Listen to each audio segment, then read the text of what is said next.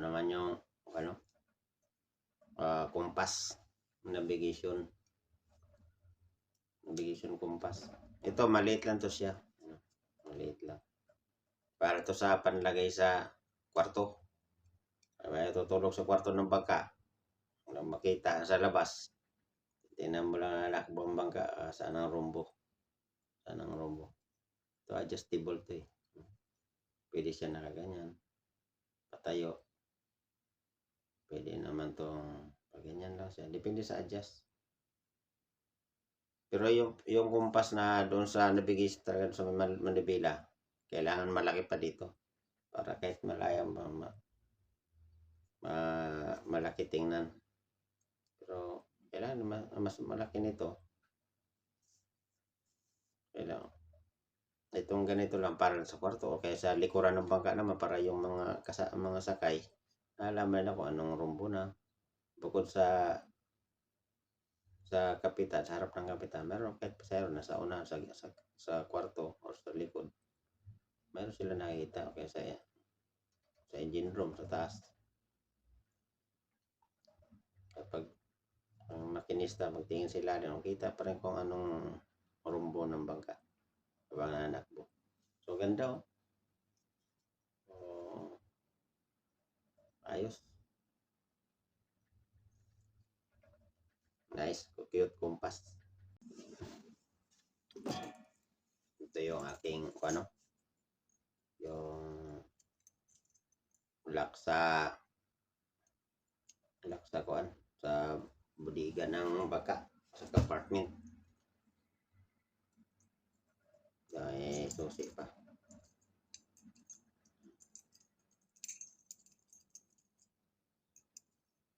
Yan. Ito yung susi niya. Ito kahit malagyan ng pinong buhangin, may butas na diretso lang yung butas. Ay yung buhangin dyan kahit malagyan ng buhangin. Diretso naman yun. Dahil ang susi nito ay nakano lang. Lagos lang yan. Kaya pandagat talaga to, pambangga. Kahit magkabuhangin, okay lang. Tapos ito, nakaganyan ng lock. Doon sa compartment ng budiga. Kaya yung budiga nito, plain lang. Bangka kasi sa atin, may kahon-kahon pa na para di mapasukan ng tubig. Ito, silyado to ang takip. Mayroong gasket yan, may guma. Tapos pag lock nito, pag lock ng ganyan, nakaipit siya dito. Kaya pag magkatubig man or ulan, hindi talaga tatago sa loob. Tapos ang safety niya ito, susi. Yan. Pag nakalock na, alam mo, nakalock na ganyan, pasok na itong ganyan. Ito, lock lang siya. Tapos, ito yung susi niya. Kailangan ingatan yung susi, di mawala. Ay, wala itong mga duplicate. Ewan ko lang dyan sa atin kung may duplicate pa. Yan. Pag nakalock na, hindi na siya mabuksan. So, kailangan yung kapitan, meron talagang ingatan talaga ng susi na ganito, hindi yung buksan. Hindi ako kung makapaduplicate ng ganito sa atin. Kahit dito, parang wala eh. Ang hirap sa ganyan mga marine parts. Yan. Tapos ganyan. Ganyan. Nakalak. Kaya ang takip naman ito, silyado, may gasket na, may guma. Para hindi mapasok ng tubig. Kahit sa ulan, pag lock nito, nakaipit ito eh. Kaya nakaipit. Tapos ganyan. Nakaipit. Hindi na mabuksan. Kahit na mabuhanginan siya, tagos pa niya. Okay lang. Ayos. Sa bangka ganito ay kailangan ng ilang piraso ba? Sa unahan, sa budiga sa taas, sa dalawa, apat na piraso ng ganito. Pero meron naman siyang para sa cabinet lang na hindi naman ganito. Maliit lang. Meron ako nabili 5 piraso. Para naman yun sa personal na gamit ng mga kapitan at saka crew. ang crew. Sa kapitan, apat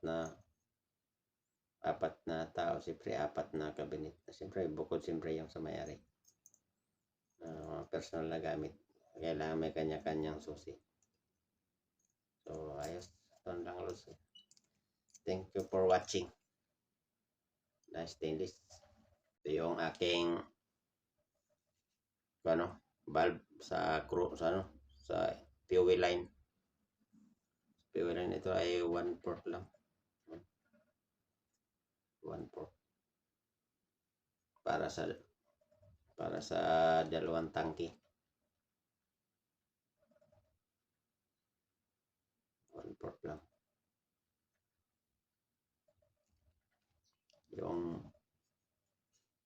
Yung galing sa tangke ng crudo, merong malaking yung ganito na linya papunta sa galing tangke, meron isang malaking ganito dimidya papunta sa fuel filter. Tapos galing naman sa fuel filter, ito naman yung valve niya papunta naman sa engine. Ay dalawang makina, kaya dalawa rin ang ganito, dalawang engine. So, handa stainless valve para pagka naglinis ng ganda nung mayroong ganitong valve. Pag naglinis ng tangke, magkadumi ang tangke o mag-ayos ng linya na masaraduhan, tapos linisan yung filter, tapos o kaya naman pag galing dito sa filter na ito siya, para galing filter na ito papuntang fuel filter, papunta naman ng engine. Ito siya yung valve, kaya maliit lang. So, pure stainless ito. Ganito pag nakasarado. Pag naka-on, yan. Kailangan naka-ayon siya, naka-pa-ayon. So, tag-isang linya bawat makina. Maganda. Ayos. Safety. Ganda talaga, may safety. May valve. Kaya huwag kalimutan naman, kailangan pag navigation na, naka-on talaga ito. Tapos pagka nasa lang, mag-switch off ng engine, so kailangan sarado. Dahil minsan kasi baka may leak yung hose, ubos ang crudo, matulo lang, tagas. So kailangan may mga safety valve. Yes.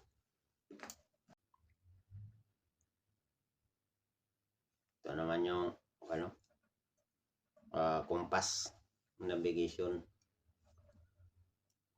compass. Ito maliit lang to siya. Maliit lang. Para to sa panlagay sa kwarto. Ay tutulog sa kwarto ng bangka. Kung makita sa labas, tingnan mo lang nakakbang bangka, saan ang rombo. Ito adjustable to eh. Pwede siya nakaganyan, patayo. Pwede naman tong paganyan lang siya. Depende sa adjust. Pero yung compass na doon sa navigation talaga sa manibela, kailangan malaki pa dito. Para kahit malaya, malaki tingnan. Pero kailangan mas malaki nito. Kailangan itong ganito lang para sa kwarto o kaya sa likuran ng bangka naman para yung mga sakay alaman na kung anong rumbo na. Bukod sa kapitan, sa harap ng kapitan, meron kahit pasayro na sa una sa kwarto o sa likod, meron sila nakikita o kaya sa engine room sa taas. Kapag ang makinista magtingin sila din, kita pa rin kung anong rumbo ng bangka habang nanakbo. So ganda ayos.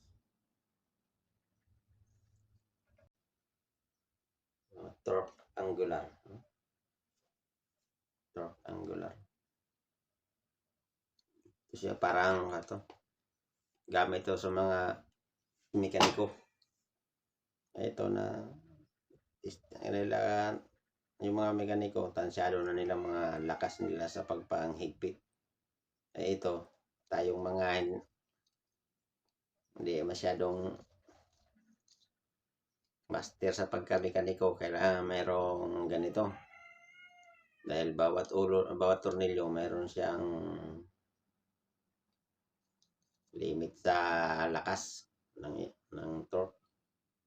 So, sa akin, ang pirsa ko ay hanggang 90 lang daw. Sabi nung kaibigan ko mekaniko, pag ikot sa hanggang 90. Pag wala akong gamit na ganito, pinakaubos ng lakas ko daw. Para lang yung sa malaking tornilyo.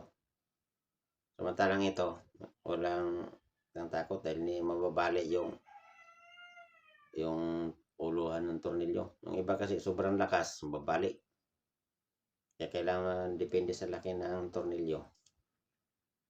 Kaya ito merong sukat. Kaya magaling sa zero. Yung mga ganyan, naka-zero. Tapos pag ikot ng ikot niya ng ito. Pag ikot niya nalalaman mo kung ilang degrees. Ayos. May buha pag hanggang 30 lang siya. Pag ikot ng ganyan. So, the best talaga. Ngayong panahon. Ganda. Kaya dati, puro punggot ang uluhan sa tornilyo. Masobrahan ng ikot sa sakit. Punggot, putol. Pero ngayon, hindi na dahil bawat ulo ng kalaki ng tornilyo may sukat yung kung gaano kalakas ang powers. So, ayos. Ito yung stainless na sa compartment.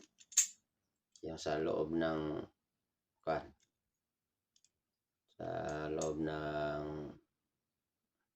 takip sa engine room. Yung lang ito. Hindi na kailangan may susi. Nakaganyan na siya sa compartment takip. So, ganoon na siya. Batak na, arsa na. Ayan o. So, maluwan talaga yung matakip. Kaya yung sahig ng bangka, puro plain. Plain lang lahat yan. Dahil sa mga ganitong hawakan. So, ganda. So, bawat compartment sa loob naman to ng bangka. Sa labas, ganito ang kailangan. Sa labas ng bangka, kailangan ganito dahil may susi, may lock. Para hindi siya mabuksan. Basta mabuksan. Pero ito naman, nasa loob na ito. Sa loob ng bangka na. Yung mga compartment sa loob. Na hindi na kailangan ng susi. Ito na. Lalo na sa engine room. Kailangan yung walang susi. Dahil pag may tao sa loob, tulak lang pag nasarado, itulak lang sa ilalim, mabubuksan na yung takip. Hindi pwede yung may susi dahil masusian o may tao sa delikado. So, kailangan walang susi. Ganito lang. So, for safety ba? So, takip ko sa kamarote ay dalawang mahahaba. So, pag mahaba na, mga 1 meter, pwede ito isa. So, pag mahaba na, takip, kailangan 2 pirasong ganito. So, kailangan sukatin kung ilang piraso mabili. Ayos!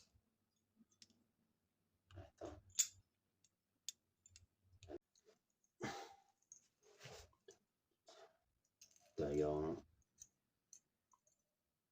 kwadro ng lock sa takip ng bodega.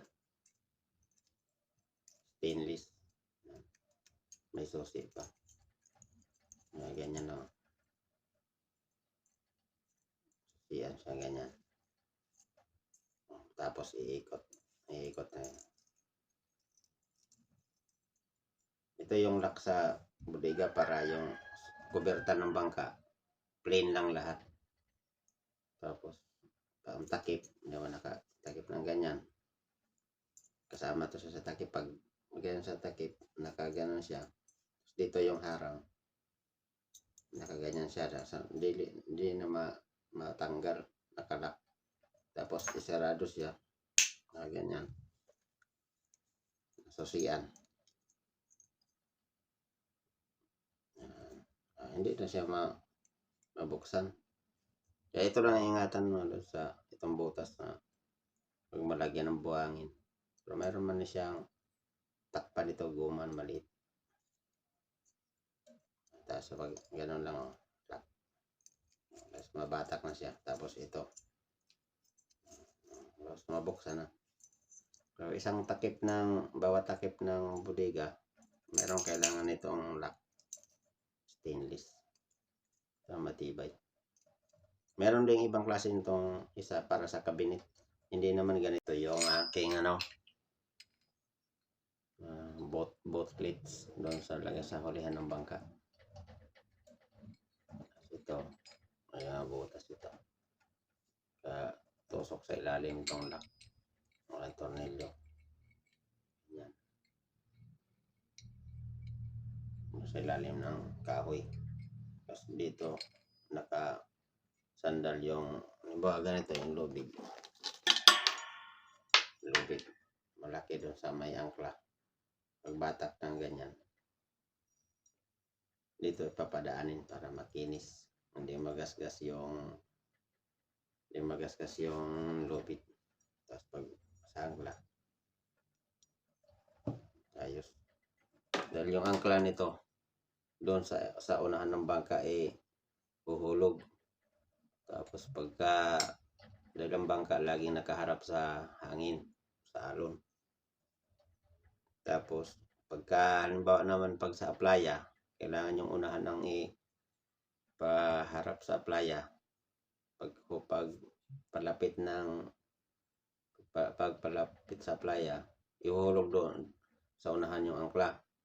Tapos pagka wala yung lubid, ililipat dito sa hulihan.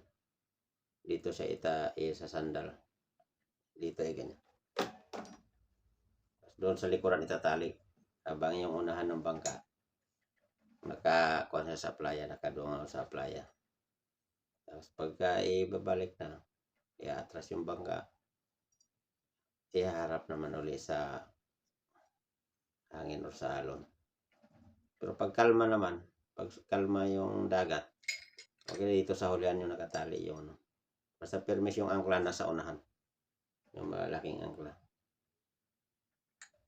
Tapos dito lang siya sa sandal sa hulihan. Ayos. Ganda. 200 real lang ito mga lods.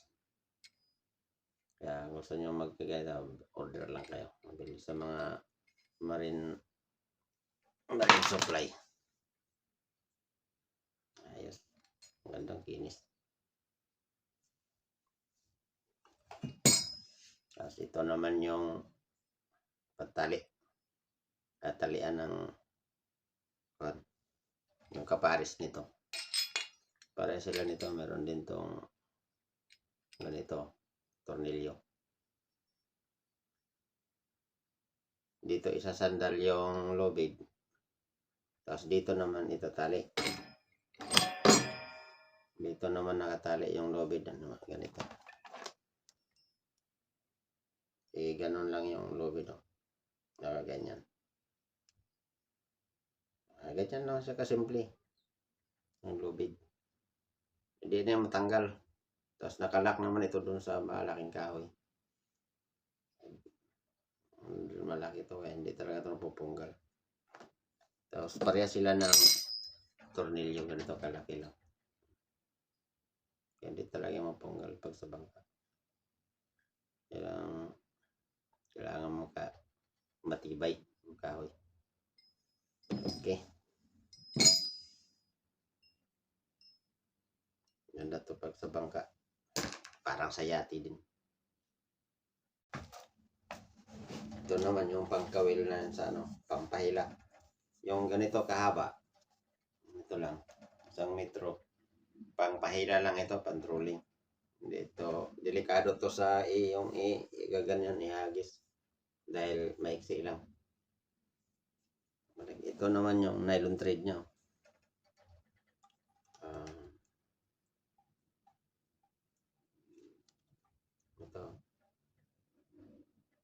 Ito nylon thread niya lagay dito.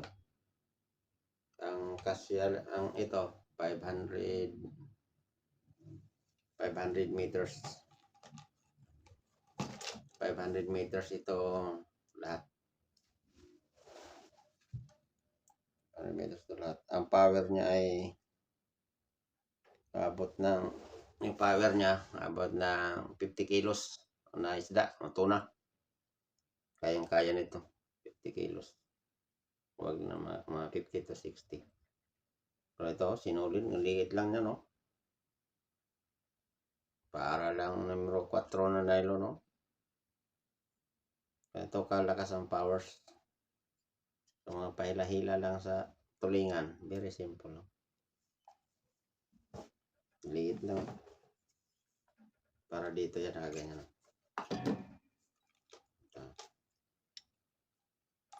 Dito nakalagay. Pero itong nakalagay dito, mas matibay ito.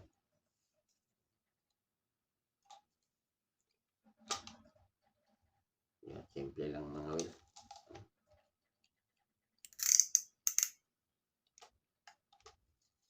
Kasi ganun na siya. Ikot na yan. Pero meron din kami doong automatic. Meron kami doong electric wrench. May ito, mano-mano ito. Meron na nga yung mga electric, battery na. Kaya wala nang pagod. Power braid. Ayan, o. Ayos. Maliliit lang nylon.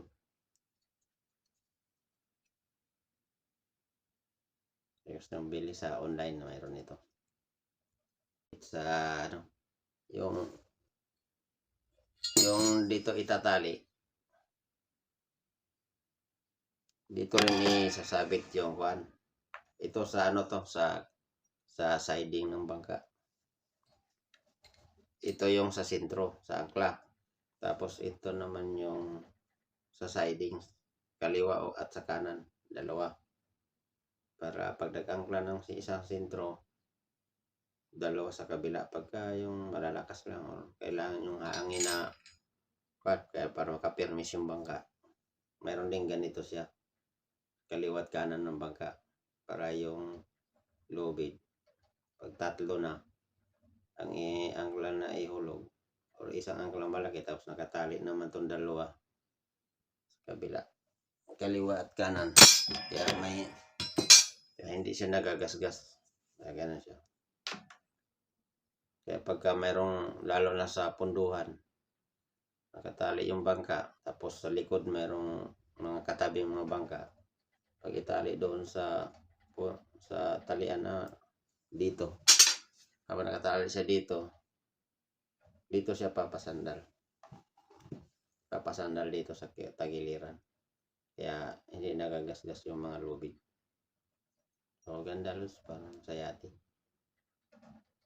Maliliit na siya pero titibay ito dahil mga stainless. Ayos. Ito yung kompas. Pang kwarto ng bangka or doon sa may manibela. Pero kaya sa sa malaki, maliit lang ito eh. Gapiso na gapisong sinauna. Maliit lang ito. Kaya pag lagay doon sa ilalim ng kwarto ng bangka, hindi yung nakikita yung labas. Dito na lang sa kompas. Para sa mga. Pero pag doon sa may manibela, sa navigation, kailangan nyo naman yung malaking kompas. Kaya pag nandoon, kaya pag panlagay ito sa engine room. Malapit sa engine room para pag kahit nasa ilalim ka ng makina, nakikita mo ang rumbo kung anong kung saan ang degree sa nanakbo yung bangka. Kaya kailangan nito sa bangka mayroong sa kwarto at sa engine room. Yes, ganda oh. Pwede ito sa sasakyan din to eh. Ganyan. Ito adjustable to siya. Ayan. Ayan. Kaya maganda. Pwede nakaganyan.